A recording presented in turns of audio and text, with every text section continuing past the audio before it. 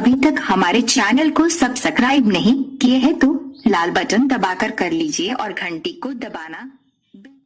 नमस्कार दोस्तों, आप लोगों को सीजी टेट प्राइमरी लेवल का जो पर्यावरण का पार्ट था उसका आंसर की मैं आप लोगों के लिए आया हूं। जैसे कि देख सकते हैं 121 में है, निम्न में से कौन पारिस्थितिकी तंत्र में गैसीय जैव भू रासायनिक चक्र नहीं है?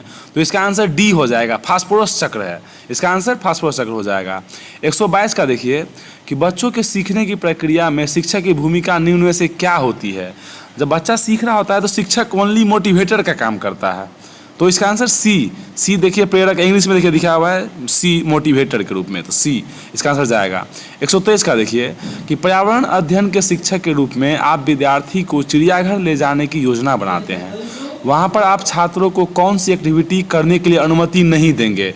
यहाँ पे संभावित आंसर आपको 2-3 हो सकता है, लेकिन यहाँ पे देखिए ऑप्शन 1 जो है चिड़िया के प्राणियों के लिए ढेर सारा भोजन रखने के लिए, यहाँ पे ढेर सारा भोजन जो है इसको निगेटिव सेंस में ला रहा है, इसीलिए इसको ए मार सकते हैं, 123 का ए। देखिए नेक्स्ट क्वेश्चन है 124 का, एक तालाब में कीड़े एवं छोटी मछलियाँ होती है, यह द्वितीयक उपभोक्ता हो जाएगा, 124 का बी। 125 का देखिए कि पर्यावरण के प्रति बढ़ते सरोकार का कारण निम्न में से क्या है? जो हम लोग पर्यावरण के प्रति जो अटैचमेंट ला रहे हैं उसके प्रति, तो उसमें ऑप्शन बी परफेक्ट बैठता है। वैसे तो तीनों ऑप्शन है कि प्रकृति की रक्षा को लेकर चिंता, लेकिन हम लोग को चुनना होता है कि सबसे परफेक्ट कौन बैठ रहा है, तो ऑप्शन बी देखिए, मूलवासी लोग और प्राकृतिक पर्यावास के लिए पर्यावरण सुरक्षा, जिससे कि वो लोग अपने पर्यावरण में अच्छे से रह सके। नेक्स्ट क्वेश्चन है 126, कक्षा में पोषण प्रकरण का परिचय अधिक प्रभावी तरीके से देने के लिए शिक्षक को क्या करना चाहिए? हम सोचेंगे कि पोषण प्रकरण को पढ़ाने जा रहे हैं, उसके लिए सबसे अच्छा होगा उसके व्यवहारिक जीवन से जोड़ेंगे। तो ऑप्शन 1 में देखिए कि विद्यार्थी को अपने टिफिन बॉक्स खोलने और उसकी सामग्री को देखने के लिए कहना तथा बाद में शिक्षक को उसकी व्याख्या करनी चाहिए, तो ऑप्शन 126 का ए हो जाएगा। देखिए नेक्स्ट क्वेश्चन है 127 का, बोला निम्नलिखित में से उसे चुनिए जो अपनी मादा की पहचान उसकी गंध से कई किलोमीटर दूर से ही कर लेता है। तो रेशम का कीड़ा अपनी मादा को बहुत किलोमीटर की दूरी से भी कर सकता है, इसीलिए 127 का सी जाएगा। 128 का है, निम्न में से किस विधि से छात्रों को जानकारी पेश करने के लिए प्रोत्साहित किया जा सकता है? तो अगर उसकी जानकारी पेश करने के लिए हम चित्र बनाकर भी कर सकते हैं, तालिका बनाकर भी कर सकते हैं, इसलिए इसका ऑप्शन 128 का डी। 129 का है, मच्छर से होने वाला रोग, मच्छर से क्या क्या हो सकता है? डेंगू हो सकता है, मलेरिया हो सकता है, चिकनगुनिया। अगर जो कोई हैजा मारे हैं या मियादी बुखार, तो हैजा बता दें कि पानी से होता है, मियादी बुखार भी इसी का एक प्रकार है, इसीलिए ऑप्शन 129 का बी है, चिकनगुनिया आएगा इसमें। 130 का देखिए, निम्न में से कौन रचनावादी ढंग से सीखने की प्रक्रिया का भाग नहीं है? रचनावादी ढंग से अगर सीखना हम चाहते हैं तो ऑप्शन 1 में देखिए कि कार्य करने में ज़्यादा जानकार व्यक्ति से मदद नहीं मिलती है। हम लोग को सीखने का अनुकरण की पद्धति को अपनाते हैं, तो हमसे जो जानकार होते हैं उससे हम सीखते हैं, अर्थात यह जो है ऑप्शन ए नहीं बैठ रहा है, 130 का ए नहीं होगा। 130 का देखिए, निम्न में से कौन सा कौशल सर्वथा भिन्न है? उनमें से भिन्न को हमको छांटना है। तो देखिए साइकिल चलाना, तैरना, बच्चों का चलना सिखाना, ये सब आपको साइकोमोटर से रिलेटेड है, लेकिन भाषा सीखना जो है आपको ये शिक्षण से आ जाता है, बच्चे भाषा विकास में आ जाता है। साइकिल चलाना, तैरना, ये सब बच्चों के साइकोमोटर से आ जाता है, तो इसलिए ऑप्शन इसका सी हो जाएगा। 132 का देखिए, सामाजिक अध्ययन निम्न में से किस बात पर विज्ञान से अलग है? सामाजिक अध्ययन और विज्ञान में अगर हम विभिन्नता ढूंढेंगे तो वैसे हर एक सब्जेक्ट का अपने एक दूसरे के साथ में संबंध होता है, तो इसमें तुलना हमको नहीं करना चाहिए कभी, निगेटिव सेंस बताता है तुलना, इसीलिए 132 का बी सही होगा। 133 का देखिए कि किसी कारखाना में कार्य करने के लिए कितना से कम उम्र के बच्चों को नियुक्त नहीं किया जा सकता? तो यह सर्व शिक्षा अभियान में भी दिया गया है, जितना शिक्षा संबंधित पद्धति बनाएगा तो 6 से 14 वर्ष तक के बच्चों को निःशुल्क अनिवार्य शिक्षा दिया जाता है, अतः 14 वर्ष से कम उम्र के बच्चों को नहीं नियुक्त किया जा सकता है, अर्थात 133 का ए हो जाएगा।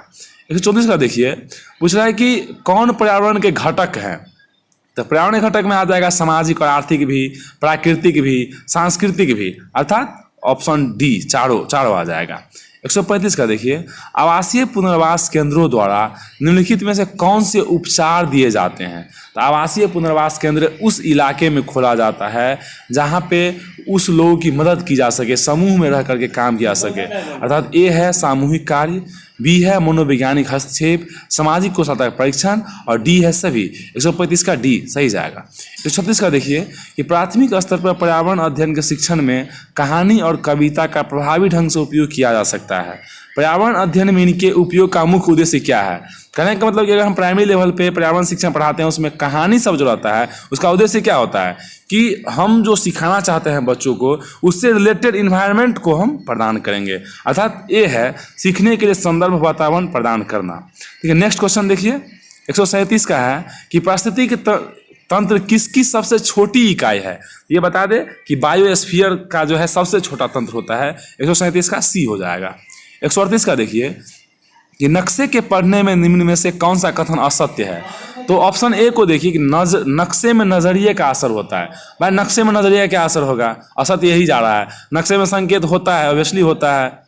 नक्शे में पैमाना भी होता है, नक्शा द्विविमीय भी होता है। अर्थात 138 का ए हो जाएगा। 139 है विटामिन B1 की कमी से होने वाला रोग थे बेरी बेरी, ये 139 का बी। 140 है ज्ञान निर्माण के संदर्भ में कौन सा कथन गलत है? ज्ञान अगर हम निर्माण करना चाहते हैं तो कौन सा कथन गलत हो रहा है? ऑप्शन ए देखिए अनुभव की आवश्यकता का न होना। बता दें कि अगर हम लोग कोई चीज़ सीखते हैं तो बिना अनुभव के हम नहीं सीख सकते हैं। जो हमारी पूर्व की ज्ञान होती है उसके आधार पर हम नए सीखने में परिवर्तित करते हैं। अर्थात ऑप्शन एक गलत हो जाएगा। 140 का देखिए निम्न में से कौन सा तरीका बच्चों के सीखने का रचनावादी तरीका?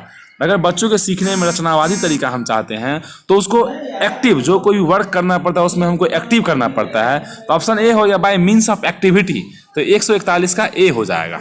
142 का देखिए कि सरकार द्वारा बाल श्रम रोकथाम अधिनियम यह अक्टूबर 2009 में पारित किया गया है। 142 का डी। 143 का देखिए नींद लाने के लिए ली जाने वाली नारकोटिक औषधियाँ, ये हीरोइन, मार्फीन, अफीम, ये तीनों हैं जो नींद लाने के लिए बहुत सारे उपयोग करते हैं। 144 का देखिए सामाजिक अध्ययन में ज्ञान प्राप्ति का स्रोत निम्न में से क्या है? सामाजिक अध्ययन में हम ज्ञान को प्राप्त करना चाहते हैं क्या होगा? प्रयोग के द्वारा भी कर लेंगे ये प्रयोग के द्वारा, ज्ञान अवलोकन से, जीवन शैली से, और ऑप्शन डी देखिए प्रकृति के साथ अंतःक्रिया से। अगर हम सामाजिक अध्ययन में ज्ञान प्राप्ति करना चाहते हैं तो इससे बेटर ऑप्शन कहीं नहीं जाएगा कि प्रकृति के साथ में हम इंटरेक्ट करेंगे और अपने ज्ञान को सही दिशा प्रदान करेंगे। 145 का देखिए रेखा की माँ किसके लिए रोजाना तालाब के लिए पानी में फिटकी डालती है? तो दोस्तों ये बता दें कि एनसीईआरटी का क्लास 4 में ये शायद 8वां या 9वां चैप्टर है जिसमें कि ये लिखा ही हुआ है कि रेखा की माँ जो है अपने बच्चों को या फिर जो कोई पानी यूज़ करती है उसके लिए वो उसमें जो रोगाणु होते हैं उसको ख़त्म करने के लिए उसका उपयोग करती रहती है। अर्थात 145 का सी। 146 का देखिए एक सर्वेक्षण एवं विश्लेषण से बच्चों की पर्यावरण के बारे में समझ को जाना जाता है। यह जानने वाली समझ निम्न में से कौन सी है? अगर सर्वेक्षण और विश्लेषण के माध्यम से करेंगे तो हम उसे ध्यान से देखेंगे, महसूस भी करेंगे, जिसके द्वारा हमें याद भी रहेगा। अर्थात उपरोक्त डी, उसका डी सही हो जाएगा। 147 का देखिए कि पर्यावरण अध्ययन पाठ्यक्रम की अपेक्षा निम्न में से कौन सी है?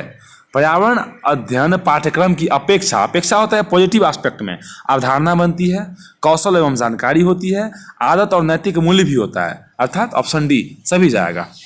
नेक्स्ट देखिए सजीव निर्जीव घटकों के बीच अंतःक्रिया का उदाहरण निम्न में से कौन सा है?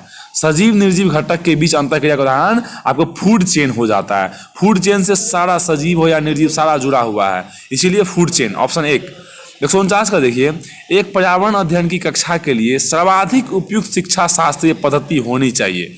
पर्यावरण अध्ययन की अगर हम शिक्षण पद्धति अपना रहे होते हैं तो सबसे ज़्यादा उपयुक्त होता है कि बच्चों को उसमें भागीदारिता दे और उस पर चर्चा करवाए। अर्थात 149 का डी। लास्ट क्वेश्चन है एक खाद्य श्रृंखला में मनुष्य क्या होता है? जब हम लोग फूड चेन का निर्माण कर रहे होते हैं तो मनुष्य उत्पादक का काम करता है। अर्थात 150 का ए।